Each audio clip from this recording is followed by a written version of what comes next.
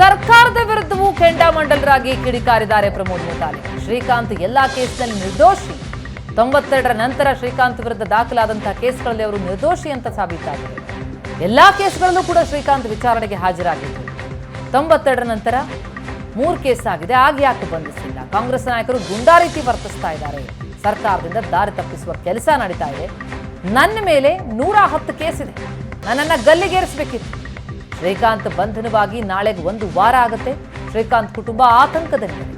ಶ್ರೀಕಾಂತ್ರಿಂದಲೇ ಕುಟುಂಬ ನಡೀತಾ ಇದೆ. ಕಾಂಗ್ರೆಸ್ ಸರ್ಕಾರ ಅಮಾನವೀಯವಾಗಿ ಬಂಧಿಸಿರುವುದನ್ನು, ಶ್ರೀಕಾಂತ್ ಬಂಧನವನ್ನು ನಾವು ಖಂಡಿಸ್ತೇವೆ ಅಂತಿದ್ದಾರೆ ಮುತಾಲಿಕ್. ಭೇಟಿ ಕೊಟ್ಟಿದೆ.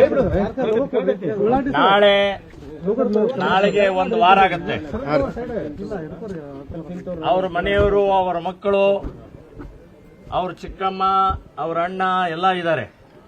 ಅವರು ಆತಂಕದಲ್ಲಿದ್ದಾರೆ.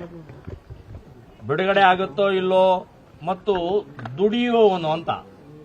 ಅವರು ಆಟೋ ಓಡಿಸಿದರೆ ಅವ್ರ ಜೀವನ ನಡೆಯುತ್ತೆ. ಸೊ ಅಂಥ ವ್ಯಕ್ತಿನ ಕಾಂಗ್ರೆಸ್ ಸರ್ಕಾರ